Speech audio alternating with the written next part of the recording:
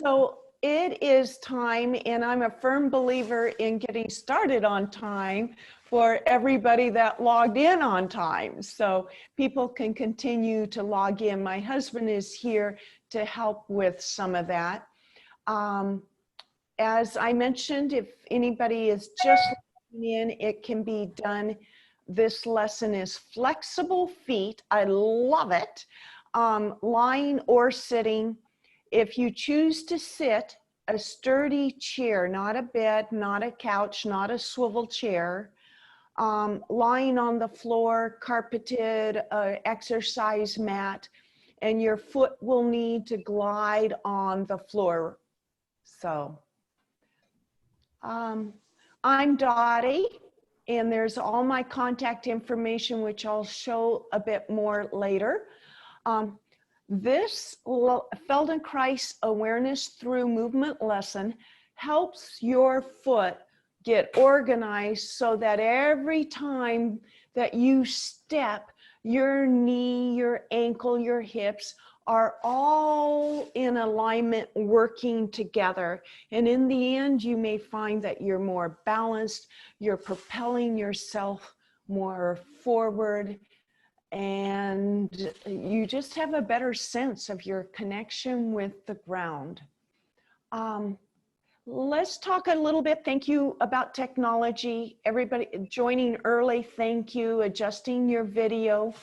My husband is here to monitor the chat. So once the lesson begins, I mute you all. So feel free to put any comments in the chat, and he'll interrupt or bring those questions, comments in at the end.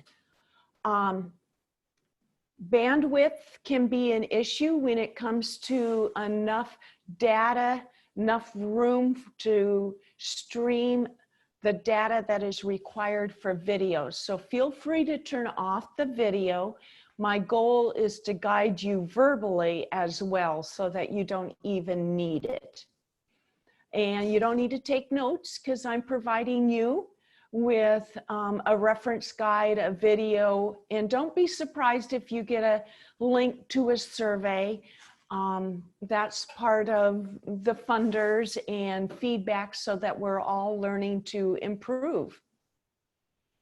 So some people ask, well, what's this all about? Who is it good for? I think it's good for everybody. I think of, and yesterday I was seeing some of the track team doing their cross-country running around town. So athletes, knee and hip issue folks, I've been there. Sprains and ankles and fractures, I've been there. Plantar fasciitis, bunions, all of those issues, this lesson will help. So we're going to start this lesson walking, and I know that we're all in our homes, so we don't have as much walking, but if you can get up and walk around in a tight little circle, if you choose not to get up, you can imagine walking in your seat, and I'm going to verbalize some questions for you to ponder. It's an internal dialogue for yourself, things to consider, as in, what is the role of your foot like as your right foot and your left foot roll across the floor? Get a sense of the feeling of which toe is the last to leave the floor. And is it the same on each side?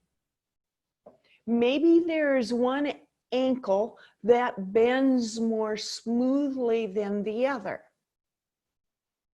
And at what point does your knee decide to come forward, helping you to propel yourself forward? And speaking of propelling, where does that come from? From the foot, the knee, maybe up into your hip. Put your hands on your hip, and you get a sense of how much your hip is involved as you swagger around your living room. And notice how your head moves about through space. Yes, it's moving forward as you walk forward, but does it tend to wobble or circle around? Maybe you have a tilt to one side or the other. Just things to be curious of. And when you're done with that, come to your position where you would like to start this lesson, and you can change that up. So let's start out in sit, and I'll share with you a little bit about Skinny Rick, and then I'll give you a moment for those of you who choose to do this lesson in lying. So we hear a lot about a pelvic bowl, and I brought to you, just a moment here, I need to stop. That better? Okay.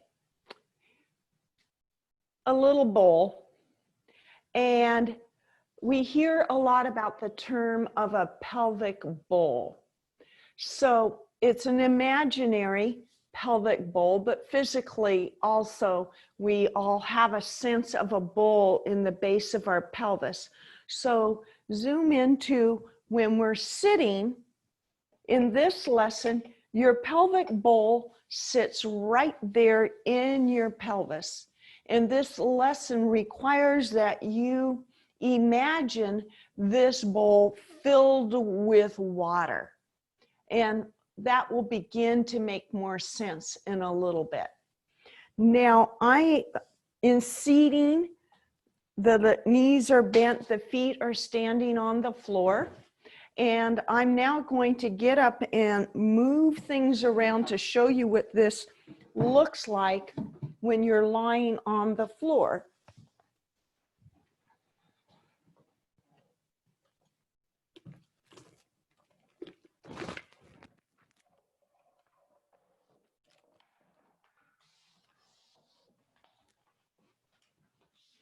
Cord.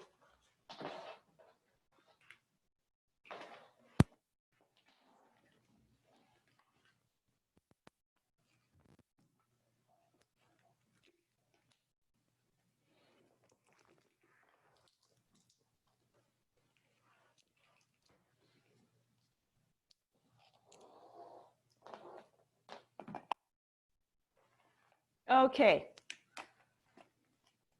So, for those of you who choose to do this in seating, your position looks like this, 90 degrees between your thigh and your shin.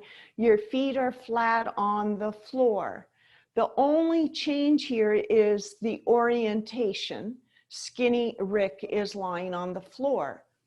If you choose to do this lesson lying on the floor, you bend your knees and your feet are standing. It is so similar to sitting. So I love the versatility of this lesson because it so easily can be modified to sitting. The lesson is actually originally written lying on the floor, but I love the versatility of it. I'm going to set one leg down just so I can show you and zoom into the foot, okay? So we have 26 bones in our feet, 30 joints. I say there's more because when you look at all of the bones of the foot, oh my gosh, joints, joints, joints, and about 100 different tendons, muscles, and ligaments that help keep all of this together. So this lesson starts out by gliding your foot forward and bringing the heel back into the direction of your pelvis. And notice that when you do this, all of these bones across the top, all the bones that go down to the tip of your toes need to flex and modify so that you moving in a very different way. Crucial to this lesson is that you keep the pads of the toes in contact with the floor. Now, zooming out, it's so much more than the foot. We have movement in the ankle, but then as the lesson progresses, we take our foot side to side. And now you're getting different movement up into the knee. And then zoom into the hip. Look at what's happening in the hip. And yet the focus is really the foot. That's what the lesson tells you, to be moving your foot, which moves your pelvis. And this movement goes all the way. Once the pelvis is moving, it interacts with your spine. So as gets the ribs moving, and those of you lying on the floor may feel the movement of the foot going all the way through your skeleton, and similar movement happening up into your head, which you're going to feel at the base of the spine where the skull meets your floor, your mat. Okay, so let's take a moment to get in position, and I'm going to change position also. And you can choose to sit or lie and feel free. You're in charge of ease and comfort. So you may want to change it up during the lesson. That's okay, because you're in charge of ease and comfort. So you may think I'm crazy at times, but here I am in Utah on a hike, and I took a little moment to do this lesson. So as you sit or lie, your legs are hip distance apart, your feet are flat on the floor, and you're going to imagine that your pelvic bowl is full of water. Water right up to the very rim. And at this starting point, do you sense a tilt in your pelvis as if the water is dripping out the front of the bowl, the back, maybe at an angle? And let's explore and intentionally tilt your pelvis. So whether you're lying or sitting, tilt your belly forward, a little arch in your back, and allow that imaginary water to tilt forward, dropping out the front edge of your imaginary bowl. Lots of imagination here in this lesson. And bring it back to your starting point. And feel free to explore tilting your pelvis different directions, getting a sense of that pelvic bowl sitting in place, and tilting your bowl to one direction or the other so that the water could drip out of the edge of the bowl.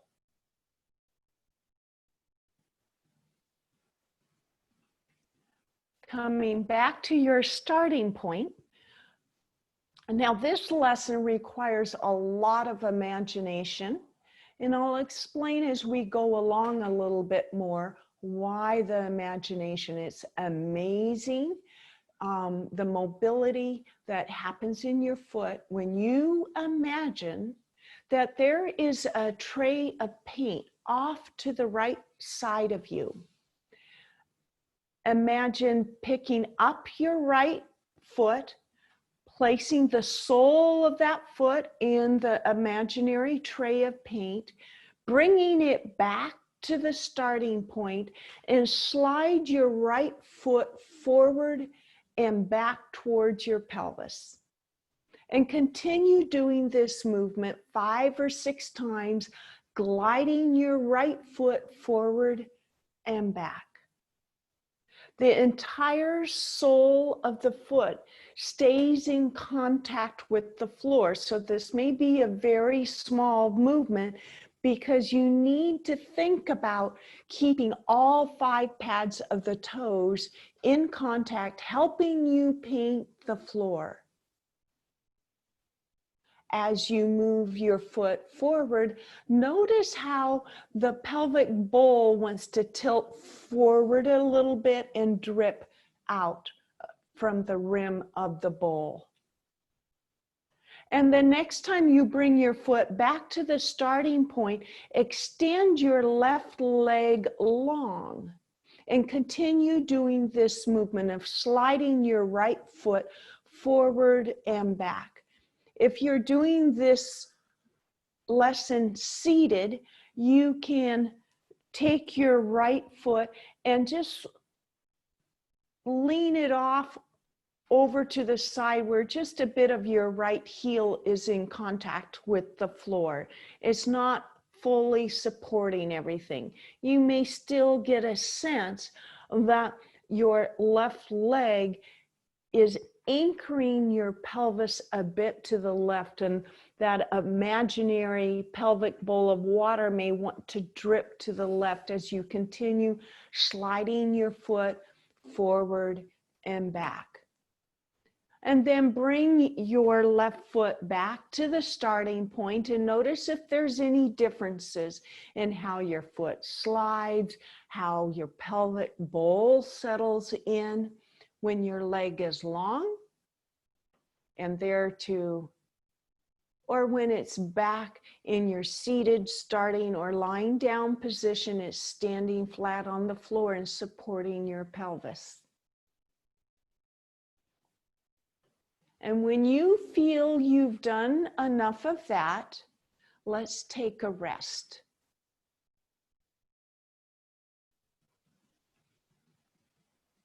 So we take a lot of rests in a Feldenkrais lesson.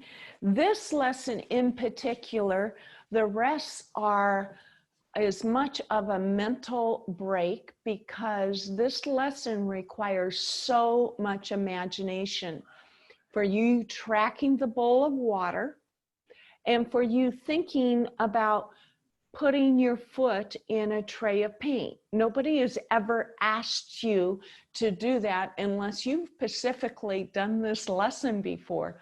So we take a break so that you have a chance to just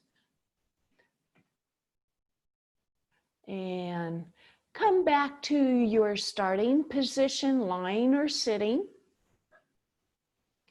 Your feet are flat on the floor.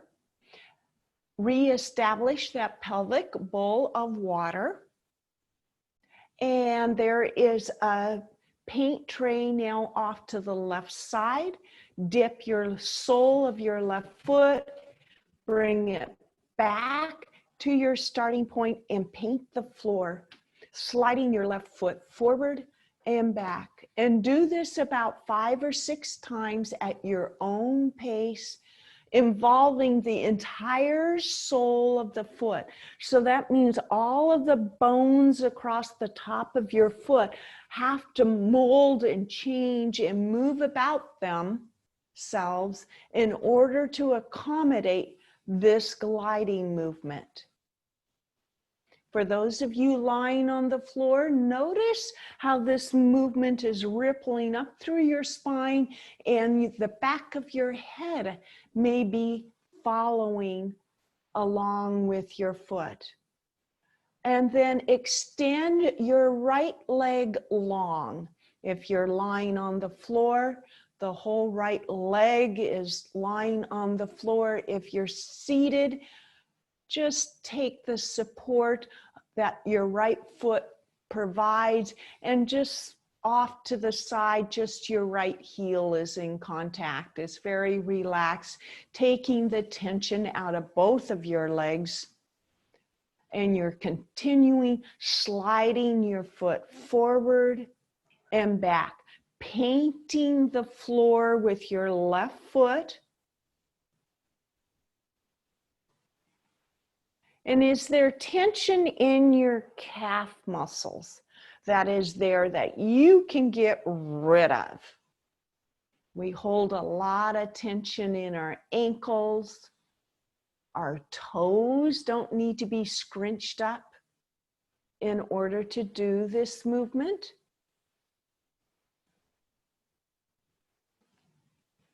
You can take a rest at any time. For those of you who are lying on the floor for this lesson, roll over onto your stomach. Your knees are bent, the sole of the feet are directed toward the ceiling.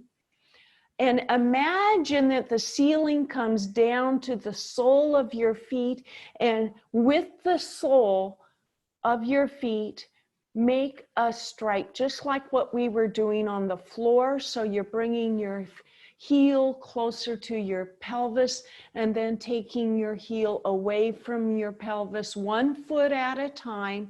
It's a small movement, but you're moving the angle of your ankle in order to glide across and truly paint the ceiling.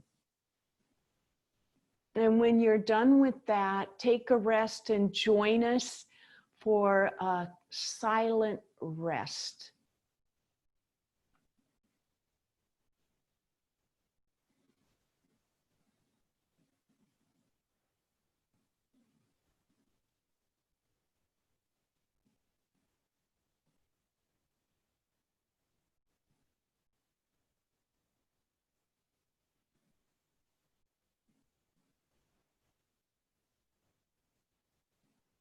Coming back to your starting position, seated or lying. Your feet are flat on the floor. Freshen up that pelvic bowl of water, and that dip the sole of your right foot in that imaginary tray of paint. Set it back down and begin to glide your foot over to the right and back to center. So your right sole of the foot glides to the right and comes back in. Note how the right foot moves a bit more than the right knee. And note also if you tend to crawl your foot, make it as smooth as you can so it glides rather than crawls. If you need to use a plastic bag over your foot so that you get the glide. And as you're gliding back and forth, make sure that the tension is out of the toes so that they just sort of follow the foot along. Notice what's happening with your pelvic bowl of water. As your foot goes over to the right, does the water want to spilleth over to the right? As you bring your foot back in, maybe you're making waves in your bowl of water.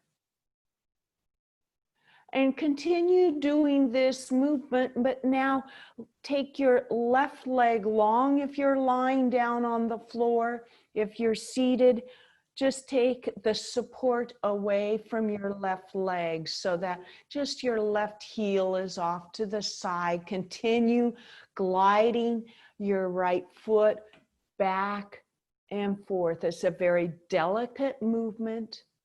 Allow your pelvis, your chest, your head may want to roll across the back of the floor for those of you lying down.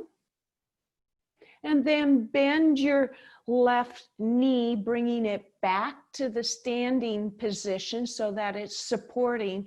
And notice the change in your pelvis when you do that. And feel free to explore, be curious for yourself what changes happen with your pelvic bowl of water and the glide of your foot when you extend your leg long, taking the support away from the left side How does that affect your pelvic bowl of water?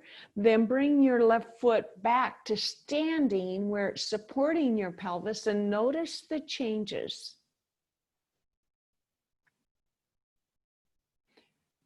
And when you're done with that, let's take a break, a silent rest.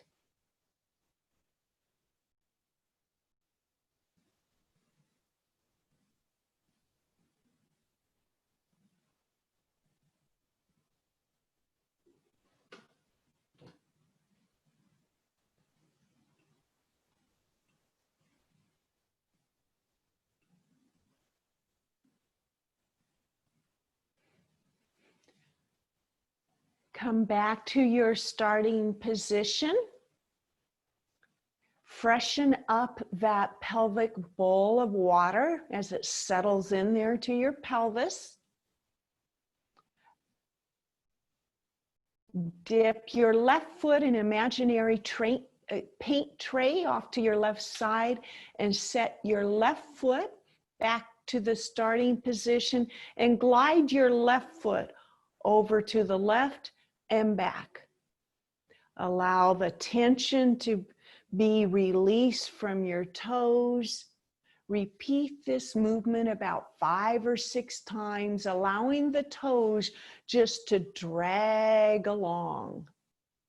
So that means that you really need to take the tension out of your toes, the arch of your foot, your heel, your ankle. And you may get a sense that this movement is translating all the way up into your knee, into your hip. After you've done that about 5 or 6 times, take your right foot out of the supportive standing position.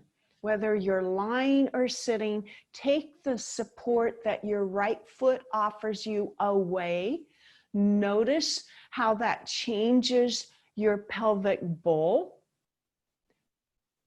And continue gliding your left foot to the side and back.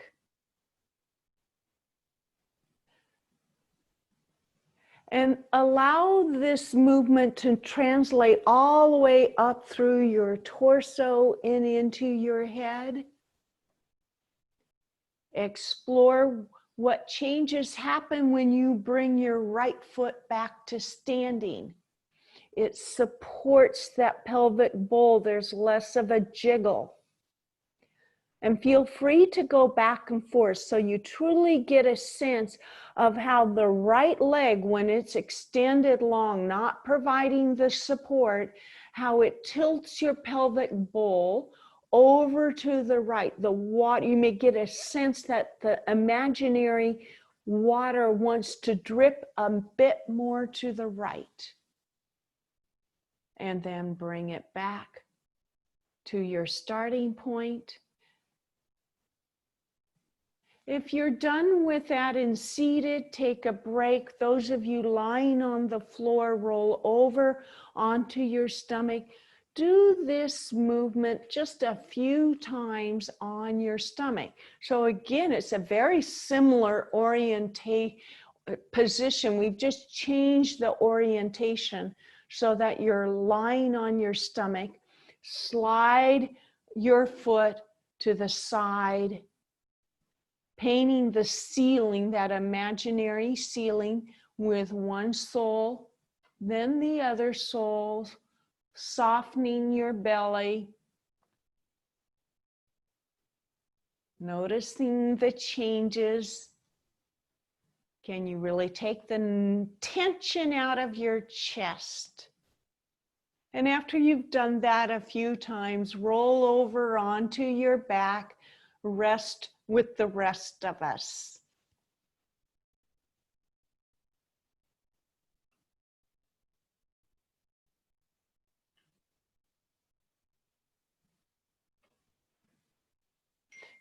So the imagination for this lesson with the paint tray next to you and bringing your foot flat on the floor, gooed up with paint, it mobilizes the bones in your foot.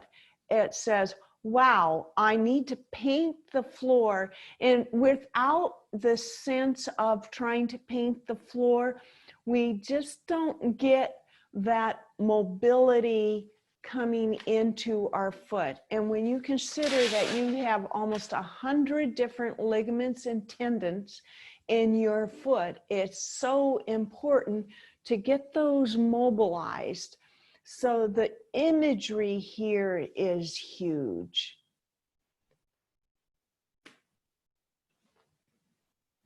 Coming back to your starting position in sit or lie.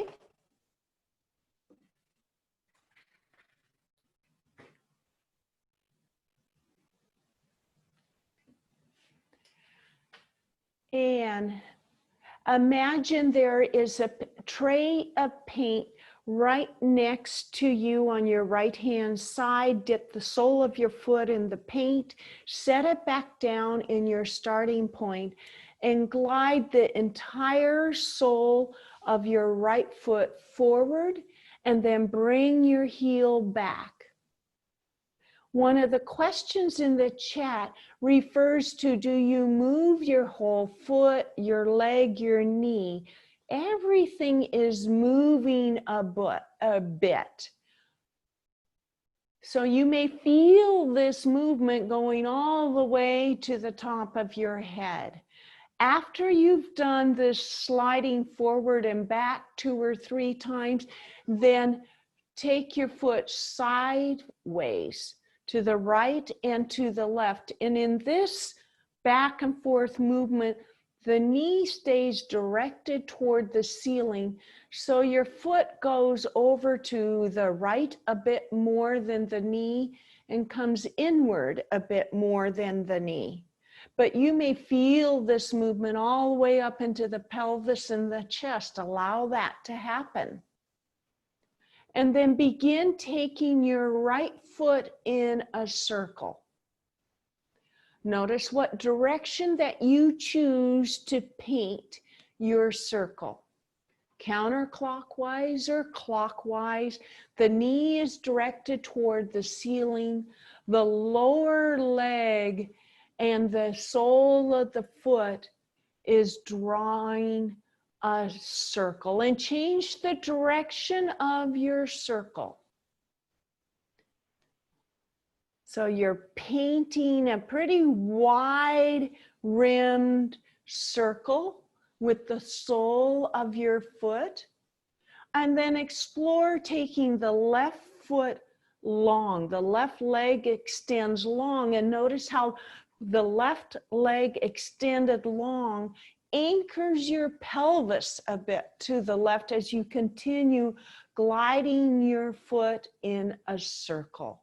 Change direction of your circle. Allow that pelvic bowl of water to jiggle, to make waves. It may be spilling all over. Your ribs are moving. Those of you lying on the floor, you may note that this movement translates up to the back of your head, so you get a sense that the back of your head is also drawing a circle. Change directions of your circle. Bring your left foot back so that it's supporting you, and compare the movement when your left foot is there to support you. There's a lot of things to think about. So when you're done with this, exploring both directions of your circle with your left leg supporting, left leg not supporting, you take a break when you need to. You do not need to wait for me to take a break.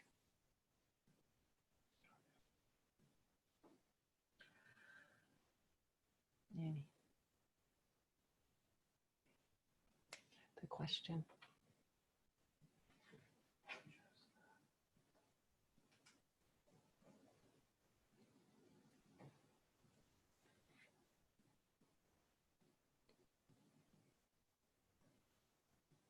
So one of the questions that came in on the chat was, do you move your whole leg, your knee, your hip? All of that will be mobilized in this lesson. That's why it's one of my favorite, because we think of mobilizing our foot, but just our skeletal connection from our foot up into our knee, our hip. Once your hip moves, your spine is involved. So those who are lying on the floor feel this all the way to the back of their head. So yes, everything is moving, and that's the beauty of this lesson. So coming back to your starting point, in sit or lie, imaginary paint tray is on your left side. Dip the sole of your left foot in the tray of paint. Bring it back to the starting point. Freshen up that line that represents the slide of your foot forward and back. So you're freshening up that stripe that's about the width of your foot. After you've done that about 2 or 3 times, then take your foot off to the side and back. So your foot goes over to the left a bit more than your knee and comes inward a bit more than your knee. But you may feel this through your tibia, your fibia, which are the 2 bones in your shin, up into your knee and up into your foot. And then begin making a circular movement with your foot. Now this is a smaller movement because you're gotta paint a good circle. So that means each pad of the toes need to stay in contact with the floor. So take it slow enough so that the bones, the tendons, your muscles have a chance to get out of the way so you can paint a beautiful circular shape on the floor with the sole of your foot. Change directions if you haven't already. Really reducing the tension in your toes, your calf muscle, your belly, your chest, and explore taking your your right leg long so that you no longer have the support of your sole of your right foot. Notice how the pelvic bowl wants to tilt a little bit to the right. It's as if the long right leg now anchors your pelvis a bit to the right on a diagonal. Continue circling your foot, changing the direction. And if you're curious, go back and forth with your right foot standing, your right foot long, to get a sense of how that affects your bowl of water.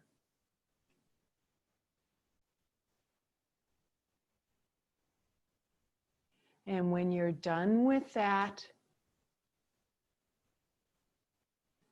those of you sitting, take a rest. Those of you lying, roll over onto your stomach. Explore painting the ceiling with the sole of your feet. So your knees are bent, your ankle is bent, the ceiling comes down from above. Imagine painting the ceiling with the sole of each foot. Make it small, make it delicate, just a few times. I think the hardest part is taking the tension out of your belly and feeling yourself settle in, the front side of you settle into the floor. And after you've done that a few times, roll over onto your back and join us for a rest.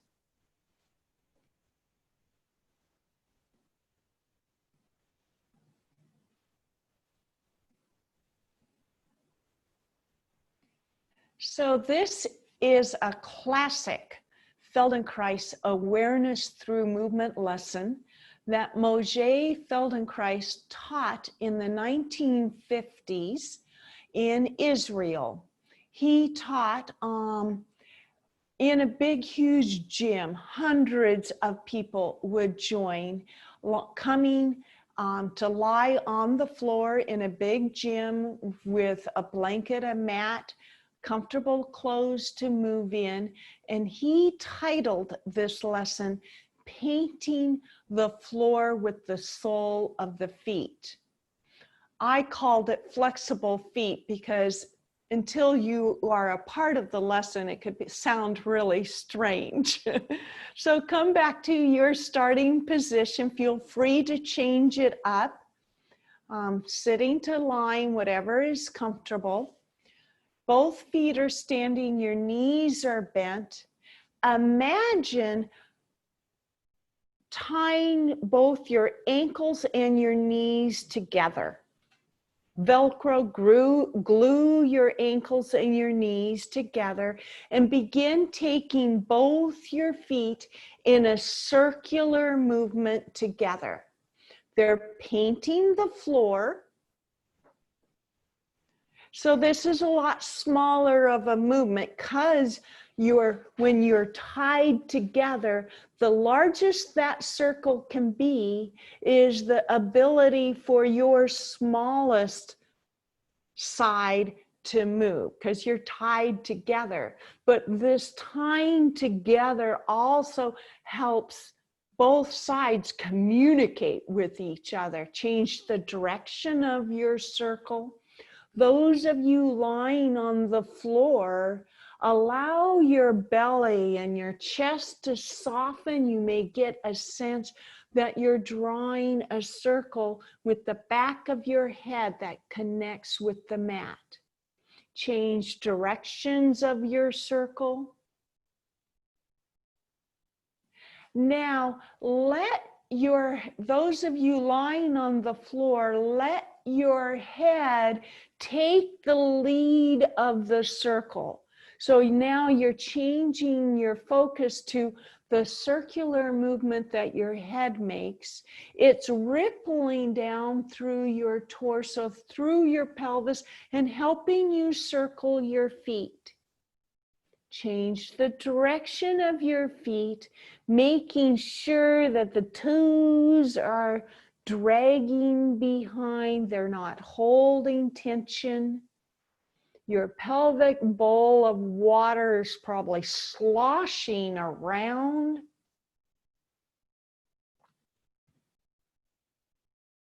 Is there a particular way of moving your foot in a circle that is easier? Do you like going clockwise or counterclockwise better? Is it easier, more comfortable, maybe habitual?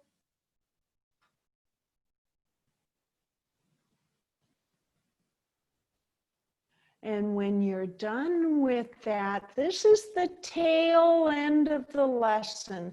So if there's anything that you want to explore with your feet, forward, back, side to side, circular movement, counterclockwise, clockwise, one leg off at a diagonal, not supporting your pelvis, admiring that bowl of water jiggling around.